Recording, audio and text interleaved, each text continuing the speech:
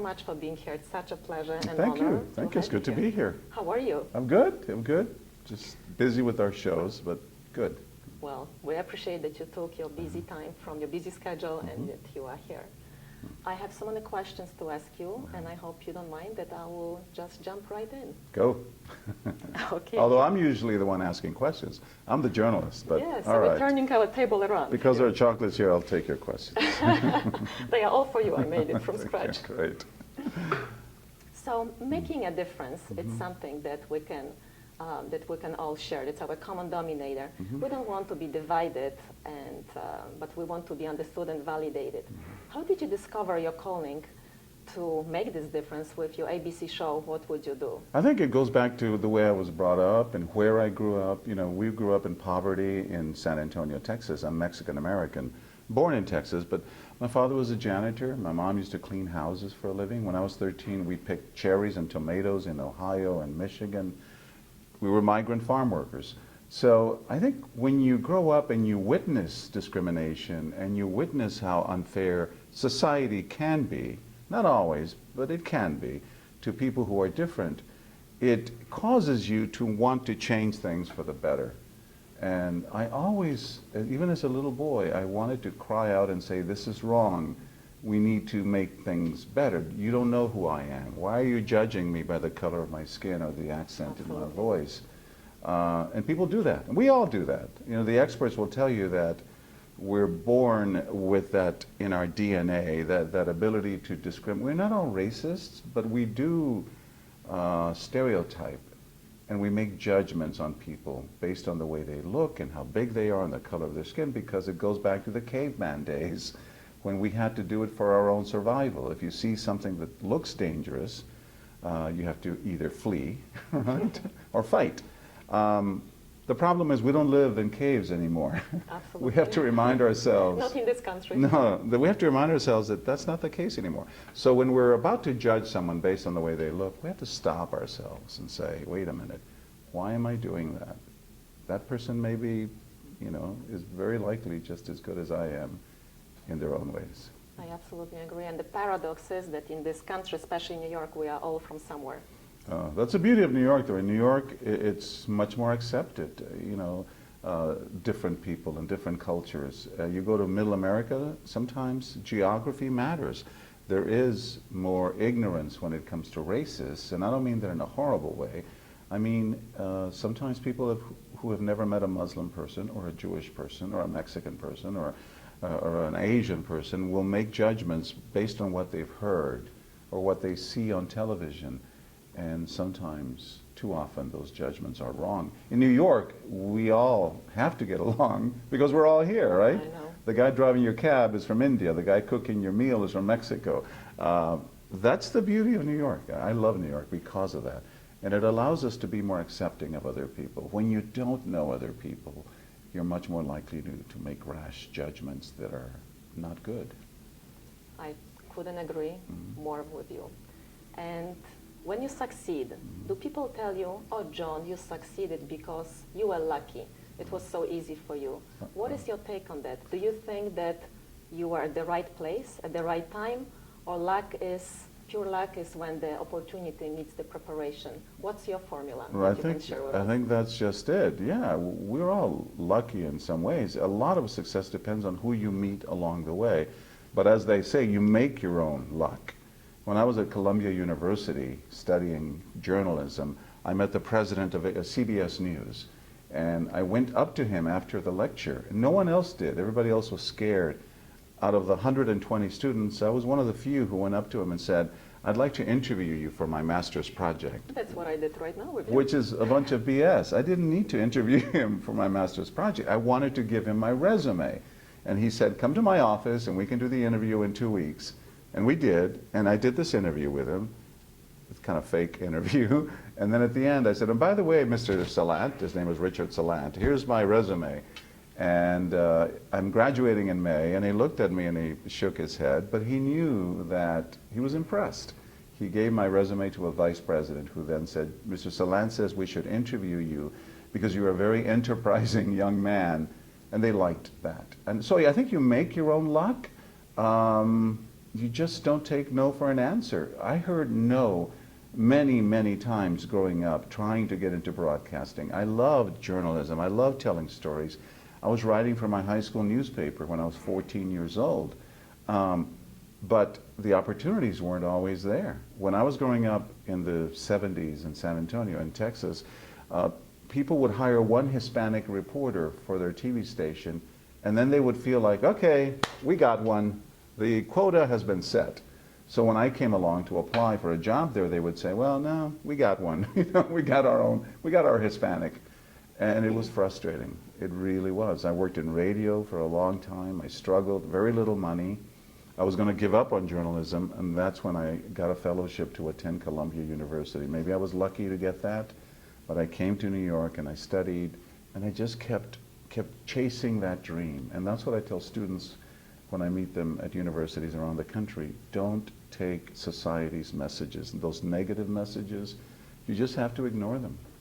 Well, I sense courage, that you're a very courageous man. Probably that's why you succeeded. Well, you are today where you are. You know, when you grow up in the streets of San Antonio and the barrio, the poor communities, and there's drug violence and drive-by shootings and gangs, you have to become you have to become tough. Otherwise, you become a victim. And many of my friends became victims. Wow. I think if there was any strength, it was learned on the streets of San Antonio.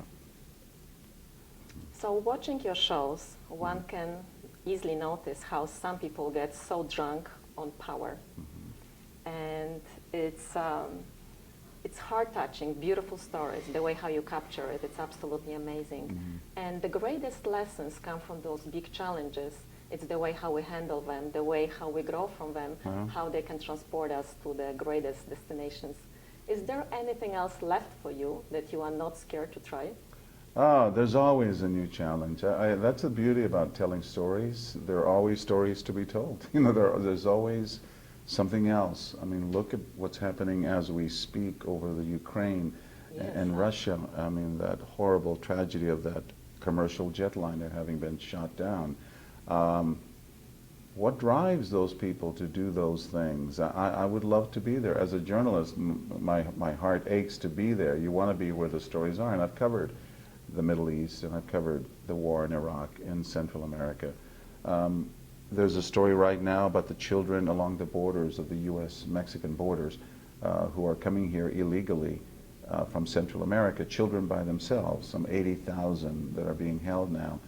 What is to become of them? That's a story that needs to be told, and maybe someone like me who speaks Spanish and who is Mexican-American can do a better job of telling those stories. So there's always something else to be said and to be told. Documentaries, if not on World News Tonight, where I work with Diane Sawyer often and I contribute stories. We have Nightline that we can do longer stories for. We can do stories for Good Morning America. So I just don't see an end to the challenges. I want to continue telling stories until I drop dead. Oh, no, don't say that. I love telling stories. Well, I think the hardest thing for a lot of people is just to start, to get it going. They don't believe themselves, or whatever the reason is, if they hold back. And you capture it so beautifully. And what would you say to those? Like, how did you commit yourself to be so courageous and so persistent and so passionate that you succeeded? What would you say to those people who want to succeed, follow your footsteps, but they don't know how? Well, it's easy. It's really easier for those of us who have suffered, who have a really bad, who live in poverty and who are picking tomatoes. You've done it too. I mean, yes, you did it to buy your blue jeans. Absolutely. You said. Levi's. I did it to help my family out. When you're coming from a tough background where you don't want to go do that for the rest of your life, so it's a wonderful driving force to not give up and to shoot for the stars, because you don't want to stay where you're at. Now, having said that, jeans forever. Yeah, having said that, a lot of kids do wind up staying there. I mean, a lot of my friends from the tough neighborhoods wound up not doing much better than their fathers did. What differentiates me from them? I don't know. I think maybe my mother always having confidence in me, maybe me wanting to impress her and wanting to provide her with a better life. It does have a lot to do with the way you were brought up, nurturing. She always told me that it didn't matter what side of the tracks I was born on. It didn't matter that we would take bean and tortilla tacos for lunch while all the other kids were taking their fancy bologna and cheese and white bread. That it didn't matter that we had to wear the same clothes every other day because we couldn't afford anything better. What mattered was what was in your brain and what was in your heart. You know, that message resonates, and you keep it with you forever, and I think it's still what continues to drive me. I just never took no for an answer, even when society made it clear that they had no room for me. How else can you explain a kid who used to pick tomatoes and shine shoes on the streets of San Antonio, making it to network television and becoming an anchorman with Barbara Walters? And I mean, it's a dream come true, and I think it says a lot about this country, the opportunities that we have in America that wouldn't exist in Mexico for me, and maybe not in Poland for you. Well, even though a lot of things are changing in Poland, but like you said, not 20 years ago. Good. Yeah, and it wasn't that way. It was tough. So I want to ask you the main question. Do you consider, with so many accomplishments you've done, do you consider yourself a hero? And what does it mean for you? No. I think what I love to do more than anything is shine a light on things that might be wrong in this country, to illuminate that darkness. Journalism to me is imagine this room being pitch dark, right? You can't see your hand in front of you. Everything is dark. And the journalist, he or she, is the person with the candle or with the flashlight who can shine it on the darkest corners of the room to illuminate injustice, to illuminate corruption, to illuminate human rights violations. I think when we do our jobs right as reporters, as journalists, and we don't always get it right. Too often we're chasing Justin Bieber and the Kardashians and doing stories that are not really serious stories that we should really be looking and illuminating. When we do it right, those are the kinds of stories that we should be reporting on. That's what makes me happy. It's not me being the hero. When I do What Would You Do, it's not me being there. It's the wonderful everyday heroes who walk in and speak up when they witness injustice, when they see a woman who is battered and they come rescue her from the husband that is threatening her again, when they see the Mexican day laborer being denied service at a restaurant because he doesn't speak English. They speak up and they are the voice he has. Those are the heroes, those who give a voice to the voiceless, who illuminate the darkness. Those are the heroes. I like to just be a conduit to that. I like to be the means to the end. But am I a hero? No. I mean, I have a good life. I love what I do. It does make me happy. But what makes me happy is shining a light on others that need help. I'm just the conduit. You said it so beautifully. So do you have a hero? Someone who you look up to? Sure. I mean, growing up with my father and my mother who struggled so hard, and they kept the family together, and they did whatever they had to do to make sure that we were clothed and fed, and yet had a wonderful spirit about them. They still laughed and danced and played music, and we didn't have much else, and yet we had each other. So they were the first heroes.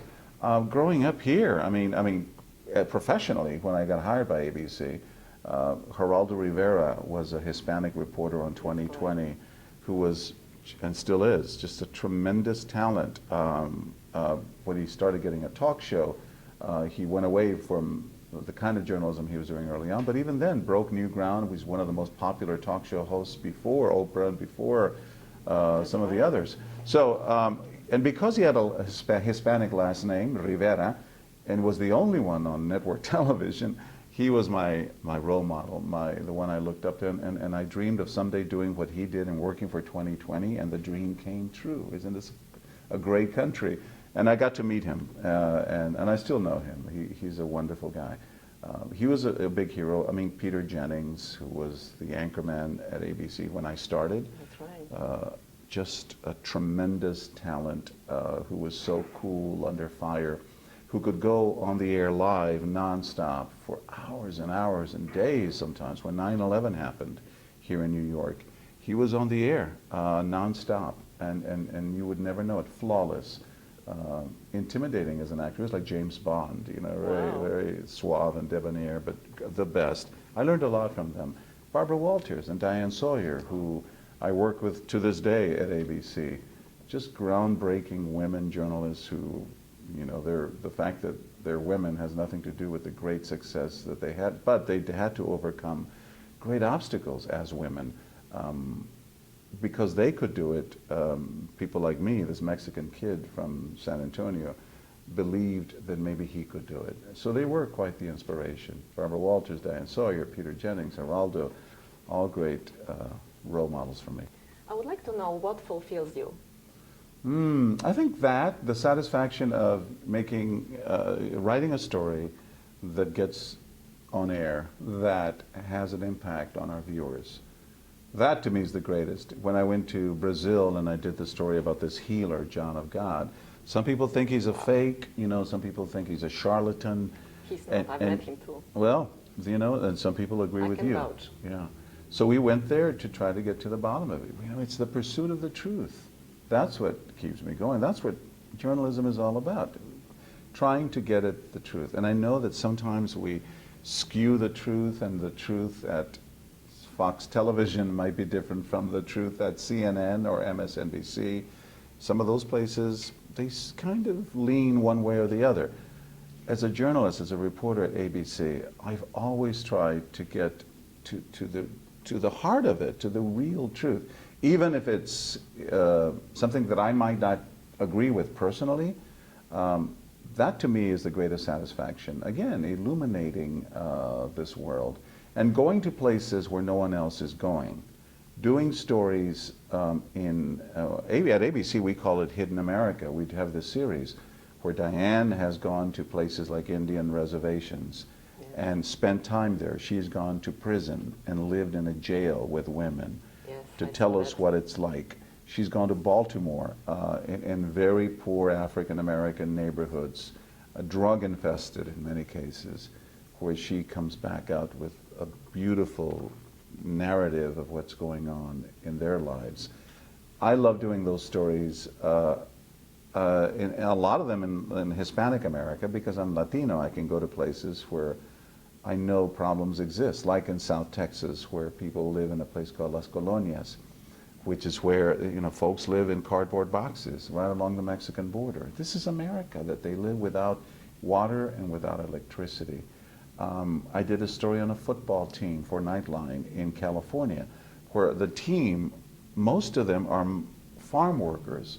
By day, they pick melons and tomatoes and cucumbers, and by night, they do that, and in the summers. And then in the morning, they go to a high school and play football, and they kick butt as great football players because they're so strong and so used to working in the sun. No one is telling the story of those football players in Mendota, this little town in California, and the fact that they're all Mexican, and that the fact that they're all farm workers. That's what drives me. I think that's what keeps me going. Shining a light, bringing to light the stories that no one else is telling. So speaking to you, one can sense your strong pride in your Mexican heritage. Yeah. I honor that. Well, I'm also I'm a proud American, of course. I was born here. 7 generations of my family are American. As I said, the opportunities that I've had here as a Latino, I don't think I would have had in Mexico, where you have to be born into it, into a class. You know, if you're a poor Mexican Indian kid from the countryside, the chances of someday becoming an anchorman or the president of that country are pretty slim. And so it is in much of the world, where you have to be born into wealth. In this country, boy, anyone can make it if you work hard. I know it's a cliche, but in my case, it's true. Exactly. Having said that, of course, I'm very proud to be Hispanic, because I want people to know that a person like me, who came from where he came, can be just as good as any other reporter on television who is not Hispanic. So is it a chip on my shoulder? I don't think so. It's just a pride that I carry with me. And I also know I want kids who are growing up the way I grew up to look and see me on television and say, if John Quinones could do it, then I can do it too. It's a great message. I can't forget them. I think we Amen. all have to reach out and put a hand to those who are still struggling to make it. So let's dream for the moment. Okay? I read in Forbes magazine that the economy is changing in Mexico. Uh-huh. And let's turn this table around and imagine that That Americans are going Yes. illegally into Mexico. exactly and working And being there. deported. Exactly. Would it be a great opportunity for you to go there with your show on the cover with your candid camera? Yeah. What would you do if that happens? I would love to. We're trying to get to Mexico. Yeah, it would be wonderful. It's just it's complicated, and it depends on what part of Mexico. Do you go to Cancun, which is the beaches and the beautiful areas, or do you go to the inner cities of Mexico City and the suburbs of that metropolis, which is one of the biggest cities in the world, where all kinds of things happen? I would love to. I would love to take the show everywhere around the world. Right now we're doing it just in the U.S. We did take a What Would You Do scenario to Paris a few years ago, and we had a wonderful time in Paris. But we'd like to do more of that. Why not? Yeah, and then the economy is getting better in Mexico. It's the 14th largest economy in the world. It grew by 4% just at the last recorded period in 2012. A lot of people who used to come to this country illegally, that flow of illegal immigrants from Mexico has slowed down. A lot of that has to do with the wall and the fact that we're deporting people and all that. But many of the people who are coming across now are from Central America and not so much Mexico. There are jobs now that I think give us reason to hope for things getting much better. A 4% growth is pretty darn good. And I think what makes your show so successful and so interesting is because you choose such an important topics like racism, immigration, domestic violence, abuse, injustice. Which one is the dearest to your heart? That's a tough one.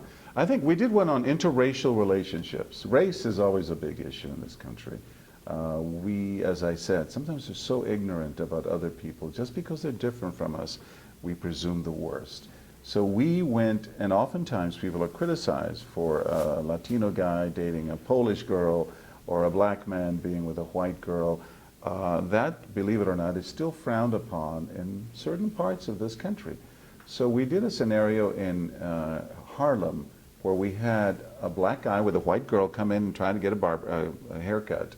And we had the actress as one of the hairdressers. Yes, I saw that. Yes, yes. Pretend that she was a racist. Yes, She says to the black guy, "What's wrong with you? Aren't there enough black women in the world? Why are you with a white girl?" And what will the other people say? They had no idea. There were hidden cameras all over that barbershop. And it was so inspiring to see these black folks step up time and again all day long to defend not the black hairdresser, but the white girl who was being victimized, saying, "What's wrong with you? As all the suffering we've done in the world and you want to turn it now on them? That's fantastic. Haven't we learned something from the racism that we have encountered?" Then this woman walks up and she says, "I'm gay. Hey, are you going to be discriminating against me because I'm gay?" She said, we have to step forward. We have to step forward so that we don't fall back. And then she said, "It's all about hugs, Hugs." She says, and that stands for helping us grow spiritually. And she hugged them and she made her go apologize to the white girl for being so mean. That was one of my favorites. It was also produced by my son, which makes me even more proud. But the ones that have to do with race, the ones that have to do with Hispanics, are closer to my heart. I sometimes go undercover. I did in 2 pieces we did for What Would You Do. We did one in a restaurant in... when you want coffee. We wanted to order a sandwich in Spanish. Yes. And the guy pretends, he's an actor, he pretends that he will not serve us because we don't speak English. Yes. And so he says, "Get out of here. I reserve the right not to serve you. If you're going to be in America, you have to speak English." And of course I was only speaking Spanish, pretending that I was just a day worker. And it was frightening that many people agreed with him. Yes. Some people said, "You're right. We have to clean house in this country. We have to get rid of immigrants like him." Little did they know that I'm all-American and I'm a correspondent on ABC. They judged me based on my race, based on the way I look, based on my voice and my accent. But along come the heroes, and in virtually every one of our scenarios, a hero comes along where they said, you can't do that to him. If you mistreat them and you don't refuse to serve them, we're going to go picket signs outside your restaurant and say that people shouldn't come in here because it's unfair. And it was heartwarming. And I love those. They don't realize that without those immigrants, their salads would be like $60. Mm-hmm, mm-hmm. And the hotels that we stay at would be a lot more because Definitely. it would cost a lot more to clean those hotels. Absolutely. Maybe they would be just dirty. I know. They're doing jobs in many cases, in most cases, that Americans wouldn't do. Immigrants are doing those jobs that Americans wouldn't do because they don't work for that little money. I think American industries and companies need the immigrant labor. Absolutely. Otherwise, we can't survive at the prices that we pay for services in hotels and restaurants. This was amazing. Thank you so much. No, it's my such pleasure. a pleasure. I can talk to you for hours. Oh, thank and you. I can can't talk thank to you enough. What Thank a you so pleasure. much Thank for you, being Kasia. here. And for all of you who are watching, I wish you could be your own version of the best hero. Thank you. And now we could have some chocolate. All right, let's go for it. I like these. Let's do it. Which ones are these? Dark chocolate almonds. Oh.